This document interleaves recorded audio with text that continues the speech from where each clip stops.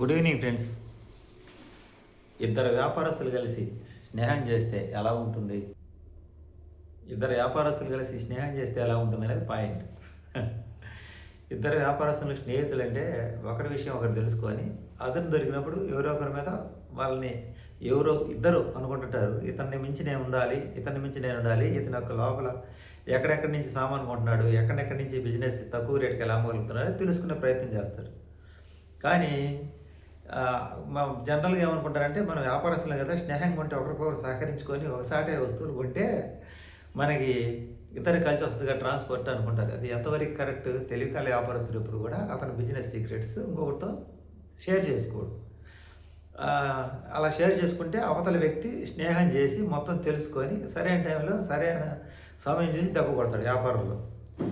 అలాగే ఇప్పుడు సోషల్ మీడియాలో కూడా ఏమవుతుందంటే, సోషల్ మీడియాలో యూట్యూబర్స్ కావచ్చు, లేకపోతే ఇన్స్టాగ్రామ్లో కావచ్చు, ఫేస్బుక్లో కావచ్చు, వీళ్ళు ఏమైందంటే ఇద్దరు అదే వాళ్ళు దాంట్లో ఉండే వాళ్ళు స్నేహితులు అయినప్పుడు ఏం జరిగింది అంటే, కొత్తగా అది ఒకరినొకరు ఉపయోగించుకోవచ్చని, ఫాలోవర్స్ని పెంచుకోవచ్చని స్నేహం చేస్తారు. చేసిన తర్వాత ఇప్పుడు ఏమైంది, ఒకరు ముందుంటారు, పైన ఉంటారు, రెండో వాళ్ళు వీళ్ళతో ఫ్రెండ్లీగా ఉంటారు ఆ పైన వాళ్ళతో. ఎందుకంటే వీళ్ళతో మంచిగా ఉంటే వీళ్ళ ఫాలోవర్స్ కూడా నేను లాక్కోవచ్చు అని. కొన్ని రోజులు పోయిన తర్వాత ఏమవుతుందంటే, ఈ కింద ఉన్న వాళ్ళు ఆ పై వాళ్ళ ఫాలోవర్స్ లాక్కొని కొంచెం టాలెంట్గా ఇట్లా పైకి వెళ్తారు. అప్పుడు ఈ పైన ఉన్న వాళ్ళకి వీళ్ళ మీద అసూయ కలిగింది. ఆ స్నేహం అనేది అవసరార్థమే కానీ అది స్నేహం కాదు. అంటే ఎప్పుడైనా నిన్ను ఒకే ప్రొఫెషన్లో ఉండేవాళ్ళు స్నేహితులు కానీ ఎక్కువ కాలం నిలబడరు అనేది నేను చెప్పేది. ఇప్పుడు ఇక అక్కడి నుంచి వాళ్ళకి అసూయ మొదలై అప్పుడు దాకా వాళ్ళు బాగా మంచిగా మాట్లాడుకున్నప్పుడు, ఏదైతే క్లోజ్ అయినప్పుడు ఒకరి విషయాలు ఒకరు చెప్పుకొని షేర్ చేసుకుంటారు పర్సనల్. ఇక ఎప్పుడైతే శత్రుత్వం వస్తుందో అప్పుడు వీళ్ళు అవతల వ్యక్తిని విపరీతంగా దూషించడం, విమర్శించడం జరుగుతుంటుంది. అలా జరిగినప్పుడు ఏమవుతుంది, అవతల వ్యక్తి ఎంత స్ట్రాంగ్గా కనపడినప్పుడు కూడా కొన్ని సందర్భాల్లో వీక్ అవుతాడు. అంటే వాళ్ళ కుటుంబం పర్సనల్గా వాళ్ళ కుటుంబంలో గొడవలు వచ్చినప్పుడు ఈ ఈ శత్రువు ఎవరైతే ఉండారో, అంటే అంతకుముందు మిత్రుడిగా ఉండి పార్ట్నర్గా ఉండి పక్కకి వెళ్ళిన తర్వాత శత్రువుగా తయారవుతారు. అప్పుడు వాళ్ళిద్దరి మధ్యలో గ్యాప్ పెంచి ఒక వికటానందం చేస్తూ ఆ టైంలో ఆ మనిషిని దెబ్బకొట్టడానికి, మానసికంగా దెబ్బకొట్టడానికి ప్రయత్నం చేస్తారు. ఇప్పుడు మనకి సోషల్ మీడియాలో ఎక్కువ ఇదే జరుగుతుంది. ఒకరినొకరు విమర్శించుకోవటం, ఒకరినొకరు దూషించుకోవటం, ద్వేషించుకోవటం. అది ఎక్కడ దాకా పోతుంది అంటే, ఎంతో సరదాగా ఆడతా పాడతా రీల్స్ చేసుకుంటూ ఎంజాయ్ చేసిన వాళ్ళు ప్రాణాల మీద తెచ్చుకుంటున్నారండి. ఎందుకంటే ఒక భార్య కానీ భర్త కానీ స్వేచ్ఛ పూర్తిగా వదిలిపెడితే, భర్త భార్యకి స్వేచ్ఛ వదిలేంటే ఆ భర్త ఏదో తప్పు చేస్తున్నట్లు లెక్క. అంటే అతన్ని ప్రశ్నించకుండటానికి అతను స్వేచ్ఛనిస్తాడు భార్యకి. ఎందుకంటే తనలో ఏదో ఒక లోపాన్ని చూపించి తన పబ్బం గడుపుకోవడానికి. అలాగే ఒక భార్య భర్తని స్వేచ్ఛగా వదిలిందంటే ఆమె ఇతను ఏమైనా ప్రశ్నించుకుండటానికి చేస్తారు. ఇది కొంతకాలం బాగానే ఉంటుంది.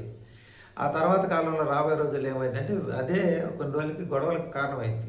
భార్యాభర్తలైనా సరే ఒకరు ముందుకెళ్ళి ఒకరు వెనక్కి వెళ్తుంటే వాళ్ళ అసూయ మొదలయ్యే కాలం ఇది. ఎందుకు ఇలా మొదలవుతుందంటే, మనుషులు విపరీతమైన స్వేచ్ఛను తీసుకుంటున్నారు. ఆ స్వేచ్ఛ స్వాతంత్రాలలో వాళ్ళు అసలు ఎవరు చెప్పిన మాట కూడా వినకుండా వెళ్ళిపోతున్నారు. వెళ్ళిపోయిన తర్వాత వాళ్ళకి మధ్యలో విభేదాలు, ఆ స్నేహితుల మధ్యలో విభేదాలు రావచ్చు. ఇదే విధంగా భార్యాభర్తల మధ్యలో గొడవలు రావచ్చు. మమ్మల్ని కూడా అనొచ్చు, మీరు కూడా సోషల్ మీడియాలో ఉండండి. అందుకని నేను ఎప్పుడు కూడా అప్పుడు సేమ్ ప్రొఫెషనల్తో నేను ఫ్రెండ్షిప్ చేయను. ఫస్ట్లో తెలియక చేశా. దానివల్ల నాకు బిగినింగ్లోనే చాలా అనుభవం అయిందనమాట. ఒక యూట్యూబర్స్తో కానీ, ఒక ఇన్స్టాగ్రామ్స్తో కానీ బాగా ఫాలోవర్స్ ఉన్న వాళ్ళు ఒకరికొకరు ఫ్రెండ్షిప్ చేయకూడదు. చేస్తే ఏమైందంటే, వ్యాపారస్తులతో స్నేహం చేస్తే ఎలా ఉంటుందో ఇది కూడా అలాగే ఉంటుంది. మనుషులకి ప్రతి ఒక్కరికి మనకు మంచితనంగా దగ్గర అవుతారు. తర్వాత వాళ్ళు మంచితనంగా దగ్గర అయ్యారు కదని మనం అన్నీ చెప్పేస్తే, మన పరిస్థితులు మనం బలంగా ఉన్నంతకాలం వాళ్ళు మనల్ని ఏం చేయరు. మనం ఎప్పుడైతే బలహీనపడ్డామో అప్పుడు వాళ్ళ విశ్వరూపం బయటికి తీస్తారు. అది తట్టుకోలేము మనం. ఒక్కసారిగా వీళ్ళు మనల్ని ఎన్ని రోజులు మంచితనంగా మనం ఫాలో అయ్యి మనం చెప్పినట్టు మన దగ్గర అనుకువగా ఉండి, వీళ్ళేంద్ర ఒక్కసారిగా ఇలా బయటపడ్డారు, వీళ్ళ మీద మా మీద విషయం కక్కుతున్నారని చెప్పి దానికి కుంగిపోతాం మనం. ఇప్పుడు మనం ఒక వ్యాపారంలో కావచ్చు, లేకపోతే ఒక స్నేహంలో కావచ్చు, బంధుత్వంలో కావచ్చు, ఇలా ఎక్కువగా మనం ఎవరినైతే నమ్ముతామో వాళ్ళు శత్రువులుగా తయారవుతారు. ఆ టైంలో వాళ్ళు మనం బాగున్నప్పుడు వాళ్ళు ఏం చేయరు, సైలెంట్గా ఉంటారు. మనం బలహీనపడి మనం ఏదైనా విషయంలో చిక్కుకున్నప్పుడు అప్పుడు వాళ్ళు నిజమైన మనుషులు బయటకు వస్తారనమాట.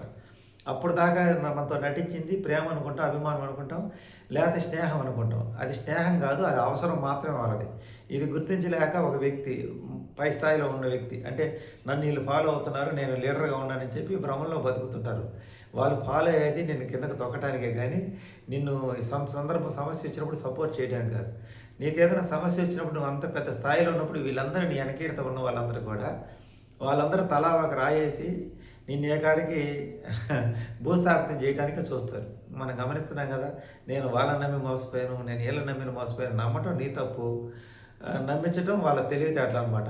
వాళ్ళ తెలివితేటలు నిన్ను నమ్మించారు, నమ్మి మోసపోతుంటావు. మనల్ని ఎవరో పొగిడారని, ఎవరో లేకపోతే మన మీద మనతో ప్రేమగా మాట్లాడారని చెప్పి మనం మరీ క్లోజ్గా అయ్యి ఒకరికొకరు బంధువుల్లాగా, మన బంధువుల్లాగా ఇళ్ళలోకి తీసుకురావటం, కలిసి ఫంక్షన్లకు వెళ్ళటం, ఏవో విలాసమైనటువంటి ఎంజాయ్మెంట్, ఎంటర్టైన్మెంట్లు చేయటం, ఇవన్నీ చేస్తాము మన సక్సెస్ కాయే క్రమంలో ఒకరికొకరు ఉపయోగపడతారని. కానీ వీళ్ళు నీకన్నా ఎప్పుడైతే తక్కువగా ఉంటారో, నువ్వు బాగున్నప్పుడు నీ మీద వాళ్ళ పగ పెంచుకుంటారు. నీ సహాయం పొంది నీ మీద వాళ్ళ పగ పెంచుకుంటారు.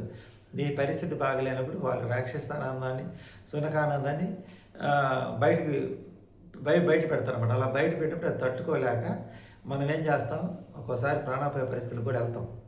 ఇలాంటి పరిస్థితి రావడానికి కారణం ఏంటంటే మనం అతిగా ఇతరులను నమ్మటం, అతిగా స్వేచ్ఛ తీసుకోవడం, గుడ్డిగా ఆనందాలని అవకాశం వచ్చింది కదా, భగవంతుడు ఇచ్చాడు కదా అని చెప్పి అంటే మనం స్వేచ్ఛను విపరీతంగా కోరుకోవడం అంటారు. విపరీతమైన స్వేచ్ఛను కోరుకోవడం.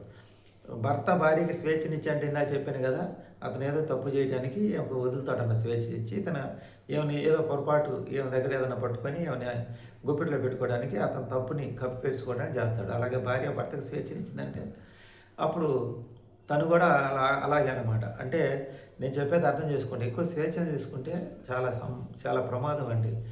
ఎవరైనా సరే లిమిట్లో ఉండాలి. మనకేమైందంటే ఒక్కసారిగా పేరు వచ్చింది కదా, వీళ్ళందరూ ఈ ఫాలోవర్స్ అందరూ మనకి సపోర్ట్ ఉంటారనుకుంటాం. మీరు ఒకటి గుర్తుపెట్టుకోండి, మనం బాగున్నప్పుడు అందరూ మన పక్కనే ఉంటారండి. బాధల్లో ఉన్నప్పుడు ఎవరు ఉండరు. ఆ టైంలో ఎవరు కొద్దిమందే ఉంటారు. వాళ్ళు మిమ్మల్ని ఎప్పుడు పొగడరు, సందర్భం వచ్చినప్పుడు సపోర్ట్ చేస్తారు అంతే. బాగున్నాం కదా, ఫాలోవర్స్ అందరూ నీ ఎంటర్టైన్మెంట్ చూసి ఇచ్చారే కానీ వ్యక్తిగతంగా ఎవరు రాలేదండి. నువ్వు చేసే కామెడీకో లేకపోతే నీ మాటలు నచ్చో వస్తారు. వాళ్ళకి ఏదో కాలక్షేపం కావడం కోసం వస్తారు, లేకపోతే ఏదో ఒక పాయింట్లో నచ్చి ఫాలో అవుతారు. అంత మాత్రాన మనం అది ఆస్తి అనుకొని అది ఎలకాలం మన ఎమ్మట ఉంటుంది అనుకుంటే అది పిచ్చి భ్రమేనండి. నేను అలాగే అనుకునేవాడిని ఒకప్పుడు. మనం కాకపోతే ఏంటంటే మన జాగ్రత్తలో మన లిమిట్లో మనం ఉండాలి. ఎవరిని ఎక్కువగా నమ్మకూడదు, ఎవరిని ఎక్కువగా అభిమానించకూడదు. అది అతి మరణం అంటారు పెద్దవాళ్ళు. మనం ఏదైనా అతి చేస్తే అది మరణంకి దారితీస్తుంది. అది దాని తప్పు మనమే చేసుకుంటాం. ఆ పరిస్థితి దాకా ఎందుకు వెళ్తున్నాం ఒకసారి ఆలోచన చేయండి. సోషల్ మీడియాలో ఉన్నాం కదా, ఇవాళ ఫాలోవర్స్ సప్పట్లు కొడుతున్నారు, జేజేలు కొడుతున్నారు కదా అని చెప్పి మనం ఎల్లకాలం ఈ ఫాలోయింగ్ ఎట్టే ఉంటుంది అనుకుంటే తప్పండి. ఒక సినిమా సూపర్ హిట్ అయితే ఆ హీరోని పైకి ఆకాశానికి గుర్తుతారు. ఆ తర్వాత సినిమా ఫ్లాప్ అయితే ఇంకా తర్వాత చిన్న హీరో సినిమా హిట్ అయితే అతన్ని ఆకాశానికి గుర్తుతారు. అంటే వాళ్ళకి కావాల్సింది ఎంటర్టైన్మెంటే కానీ వ్యక్తిగతంగా అభిమానం ఎవరికి ఉండదండి. మీ ప్రొఫెషన్ మీరు యూట్యూబ్లోకి, ఇన్స్టాగ్రామ్లో వాటిలోకి వచ్చినప్పుడు సోషల్ మీడియాలోకి వచ్చినప్పుడు మీరు ఏదో కామెడీ చేస్తారు, లేకపోతే ఏదో మోటివేషన్ చేస్తారు, లేకపోతే మీ దగ్గర ఉన్నది ఏదో నేర్పించడానికి చేస్తారు. వాటిని చూసి వస్తారు కానీ వ్యక్తిగతంగా ఎవరిని ఫాలోవర్ గారు. ఈ ఫాలోవర్స్ని చూసుకొని మనం పొంగిపోయి గర్వపడి ఇదంతా మన ఫ్యామిలీ, పెద్ద ఫ్యామిలీ అనుకుంటాం. వాళ్ళ ఫ్యామిలీ అంటే ఫ్యామిలీ. నీకు వీడియోలు చూస్తారు, సపోర్ట్ చేస్తారు, అది అంతవరకే ఉంటుంది. కానీ ఆపద వచ్చినప్పుడు ఆదుకోవడానికి అందరి పరిస్థితులు అంతంత మాత్రమే ఉంటుంది. ఓదార్పు చేసి ధైర్యం చేసి సమస్యలు కొని తెచ్చుకోవడానికి మనందరం మధ్యతరగతులు ఎక్కువ మనం ఫాలో చేసేది. కాబట్టి ధైర్యం చెప్తారు. కానీ కొంతమంది ఏంటంటే నీకు బలహీన పడ్డప్పుడు నీ మీద విపరీతంగా రాళ్ళు వేస్తారు. నీకు ధైర్యం చెప్పేవాళ్ళు కన్నా నీ మీద రాళ్ళు వేసేవాళ్ళు ఎక్కువ మంది ఉంటారు. కాబట్టి కాలం అనుకూలంగా ఉందని పొంగిపోవద్దు, కాలం వ్యతిరేకంగా ఉందని కుంగిపోవద్దు. మళ్ళీ ధైర్యంగా నిలబడాలి, ఎదుర్కోవాలి. కష్టకాలం వచ్చేది వ్యక్తుల మనస్తత్వాలు తెలియడానికే భగవంతుడు అలాంటి పరిస్థితి ఇచ్చేది. అది మనకు ఒక పాఠంగా గుర్తుంచుకోవాలి. కానీ ఆ సమయంలో ప్రాణాపాయ పరిస్థితి తీసుకొచ్చుకొని ప్రాణాలు తీసుకొని మన బిడ్డల జీవితాలు నాశనం చేసే పరిస్థితి రాకూడదు. ఏది అతి చేయవద్దు, ఏది అతి స్నేహం, ఏదైతే అతి స్నేహం, అతి నమ్మకం ఇప్పుడు కూడా ప్రాణాలకు ప్రమాదమే. విపరీతమైన స్వేచ్ఛ కూడా. ఈ వీడియో నచ్చితే లైక్ చేయండి, సపోర్ట్ చేయండి. Thank you, by by.